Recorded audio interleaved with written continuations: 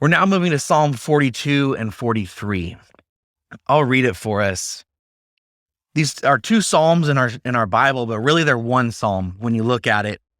And it says, "For the music director, a well-written song by the Korites. As a deer longs for streams of water, so I long for you, O God. I thirst for God, for the living God. I say, when will I be able to go and appear in God's presence? I cannot eat. I weep day and night. All day long they say to me, where is your God? I will remember and weep.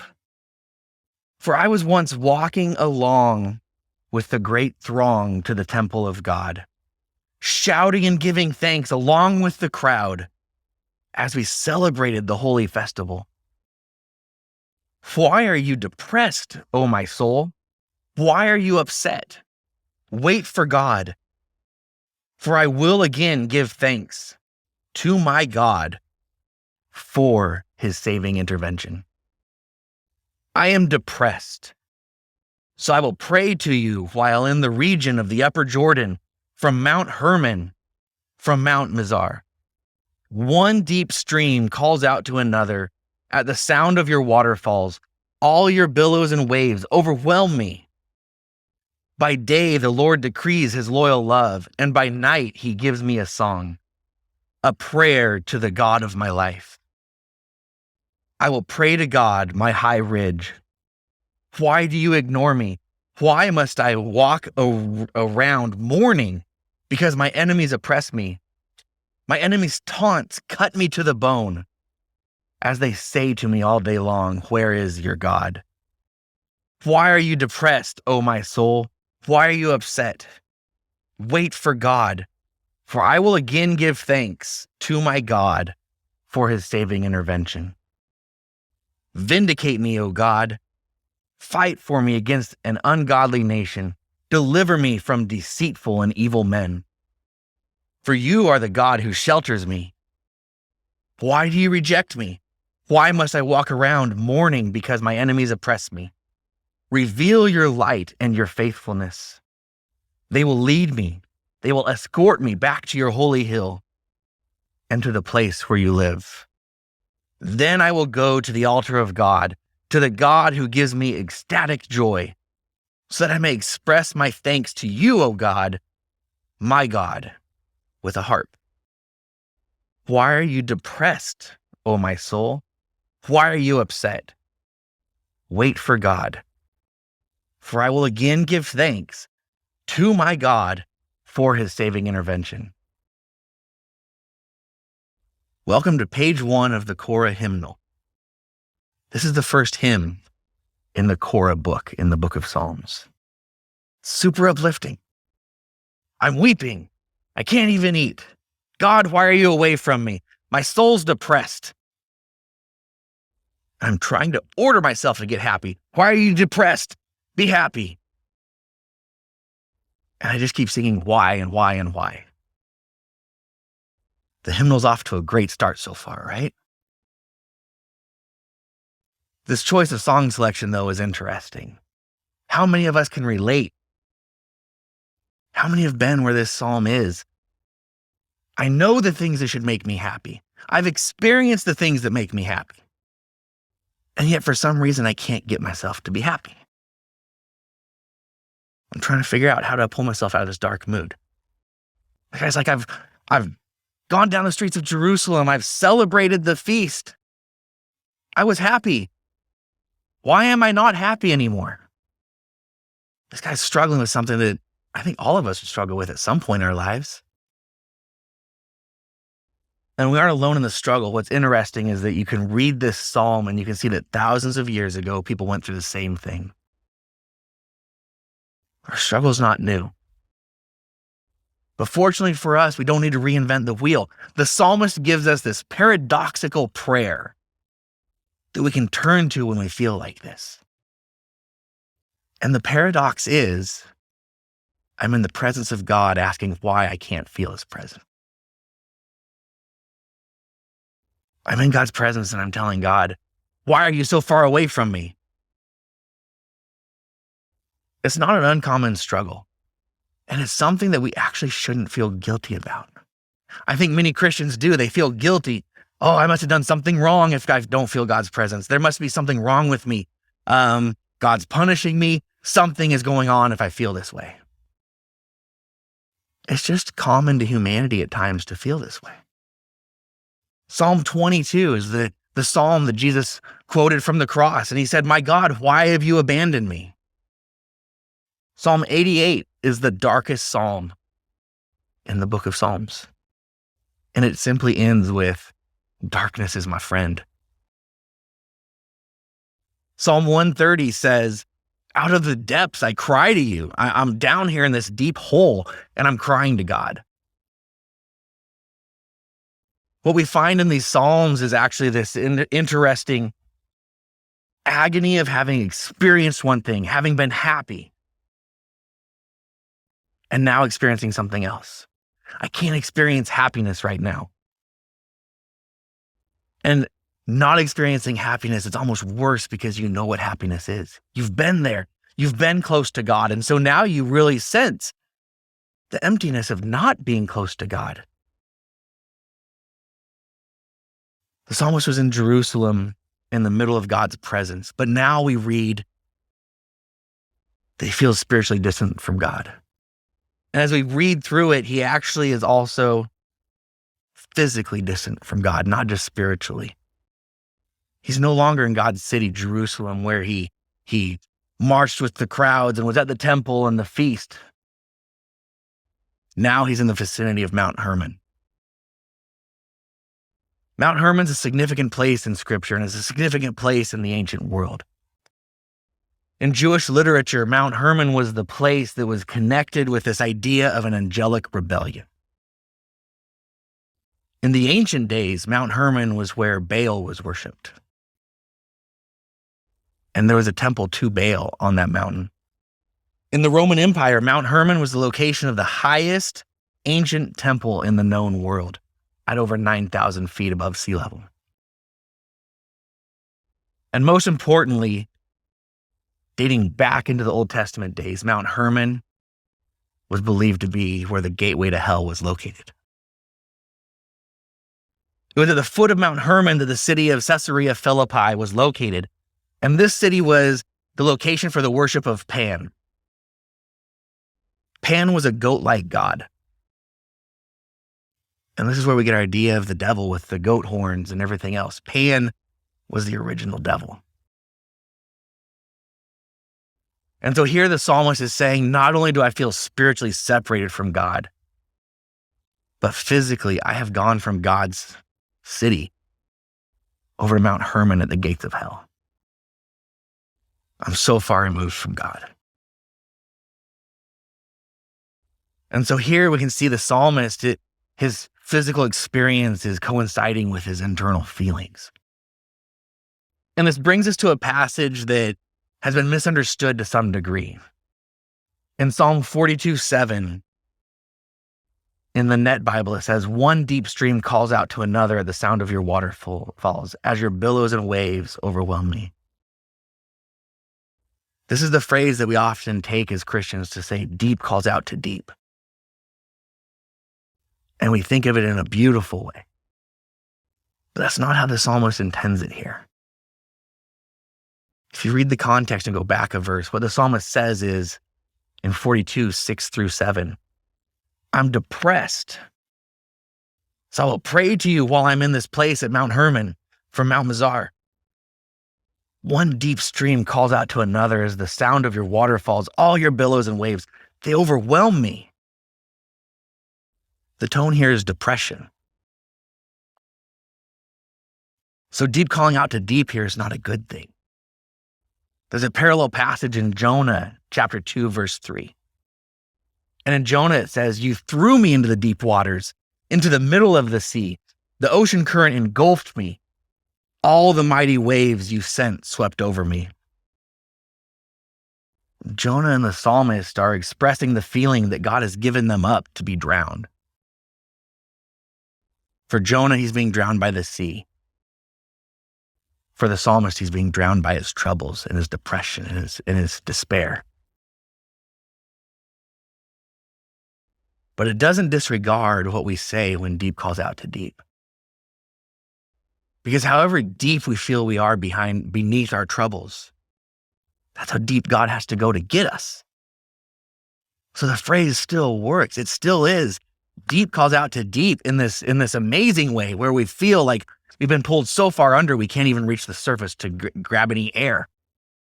But God comes down to us to reach us.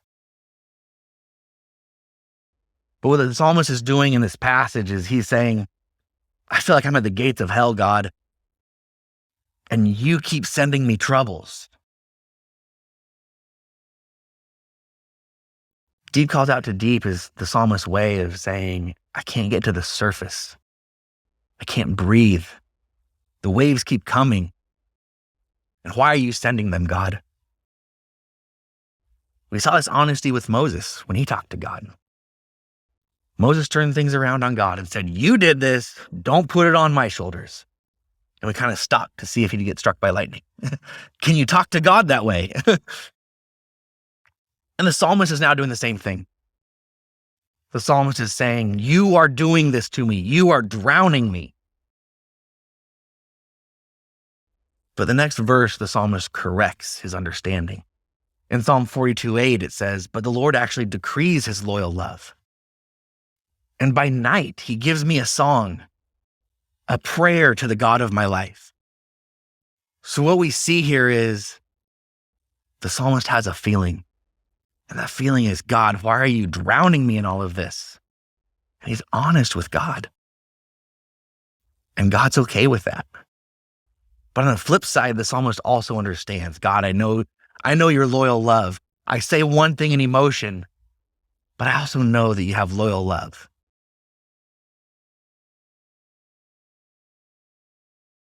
And what the psalmist shows here, I believe, is the hope of angry prayer.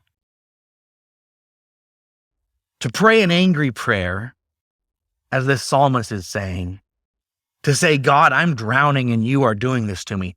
To pray an angry prayer is to trust that God can hear me.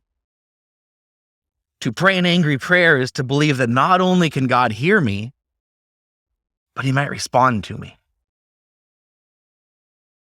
He might be moved by my words. And the psalmist kicks off his angry prayer to God with, why?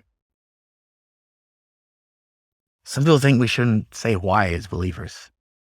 Don't we have all the faith? Don't we just say, your ways are above ours, God. I dare not ask why. That's not what Scripture shows us.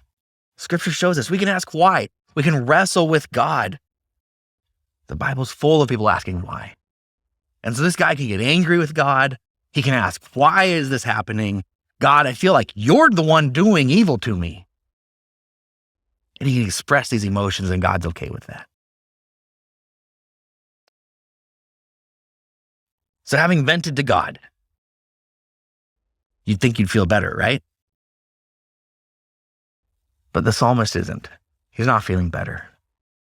He again says to himself, why are you depressed, my soul? Pick your chin up. God is going to see things through. Be happy. As the psalmist is struggling, what we see in this is somewhat of a progression from Psalm 88. In Psalm 88, there's no hope. It is simply darkness and despair. But now we're at the next level. There's despair, but underlying it, there's hope. Sometimes all you can do at your lowest is pray Psalms 88. Sometimes all you can do is simply say, I just feel darkness, God. And I can't even voice hope. I can't even voice. That was me when I watched the school shooting coverage. What is this? It's horrible. And so sometimes Psalm 88 is just your prayer. It's just darkness, God. Throw my hands up. But Psalm 42 and 43 show the progression. Yes, I still feel despair and I still feel depressed. But underlying that, though, there's still a little hope. And I'm starting to vocalize that now. And I'm asking myself, would you grab onto this, soul? Please stop being so depressed. Grab onto the hope that I know is there.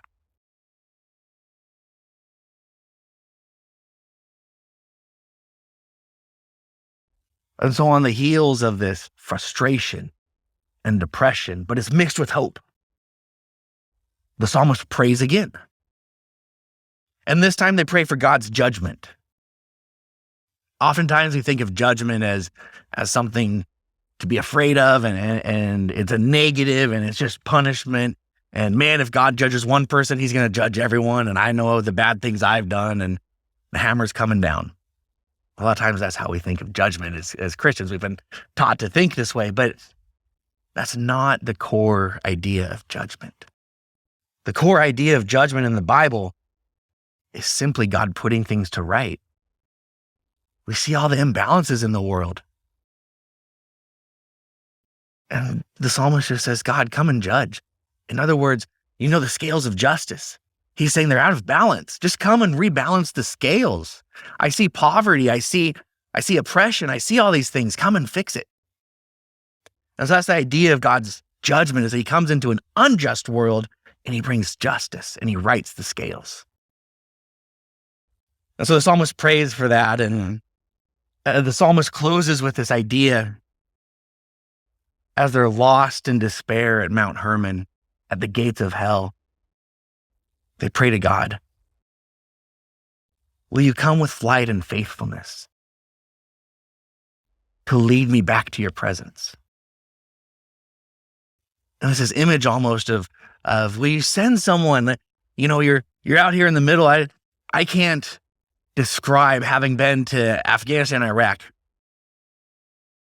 There's very few places that I've been to in America where you're just out in the middle of nowhere and utter darkness. When there's no moon, utter darkness. You can't see your hand in front of your face at times. And so that's where the psalmist is. And he's like, I just need someone to bring a light. Just carry a light out here that I can see and help let him guide me back to your presence. And what's interesting is that Jesus comes into the world. In the New Testament, the psalmist asked for, God, will you send your light and your faithfulness? Jesus in the New Testament, he's called the faithfulness of God. And he's called the light of the world. And what he does is he takes his disciples to Caesarea Philippi, to the foot of Mount Hermon, where the temple of Pan was carved into the rock face. And at the front of the rock face, where the gates of hell were believed to be, and the place where the psalmist asked for faithfulness and light, Jesus tells his disciples, it is on this rock that I will build my church. And the gates of hell won't overcome it. Jesus went to the heart of darkness and despair that we're looking at here in this psalm. And he declared victory through the cross. He went straight up to the gates of hell. And he said, I'm going to build my church right here. A week later, Jesus, Peter, James, and John, they go back to Mount Hermon after Jesus' declaration. And that's where we have what we know as the transfiguration. So on the mountain, the disciples see Jesus, Moses, and Elijah. And I think Peter was thinking of Jesus' words a week earlier when Peter says, let's build 3 tabernacles. This is great.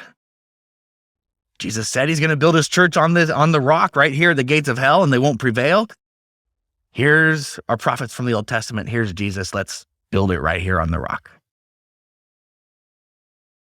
And I think that Peter misses what the disciples often miss, and what we can even struggle with at times, is that Jesus spoke in physical terms of spiritual realities. He didn't mean that the church needed to literally be built on the rock of Mount Hermon. He took his disciples to the gates of hell to tell them a spiritual truth. My church will spiritually be built right on top of the gates of hell. And the gates of hell won't stop it. I don't think the psalmist had any idea of the greater picture that would happen down the road at Mount Hermon, where he was writing this psalm. I don't think he knew about what was coming. But what we find in the prayer is that they believe that something will happen. They had this faith in this hope.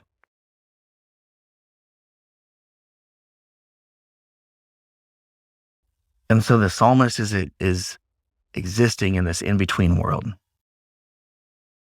It's a world that I've had experience with. Having experienced the joy and the love of God, the day that I heard God's voice, my life changed forever. But yet I still see the darkness in the world. And what's been hard for me is even to come to the church. And even in the church, I come with this love and peace, and I come here and is this all we're doing? Is this all we have to offer? And so I can relate to the psalmist. He experienced something amazing. And that makes it even harder when he doesn't have it.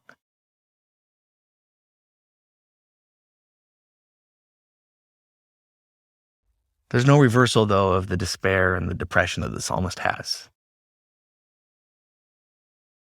The opening hymn of Korah's psalm book doesn't end like a Disney movie. It ends with them asking once again, why am I so depressed?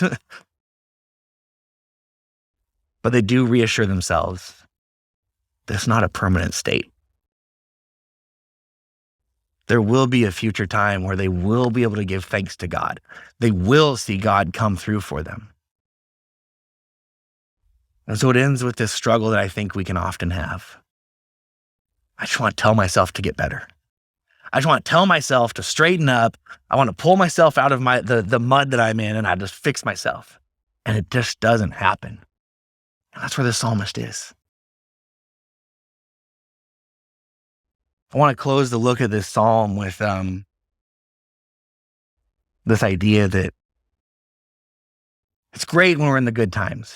It's great when, as the psalmist, we're in Jerusalem, we're marching through the streets, we're having a grand old time and we feel great. That's amazing times. But it's also realistic to have times like Psalm 88, where we're just lost in darkness and we don't feel the hope. It's realistic. And it's okay to land somewhere in the middle. It's okay to land somewhere in the middle where you're struggling to hold on to hope, but you can't quite get yourself out of the depression and despair either. So what I take from this psalm is this comfort. This comfort that what I'm experiencing is not something that humanity has not experienced in the past. I'm not alone in my struggle. This is obviously a struggle that goes back thousands of years. And that's okay. It's okay.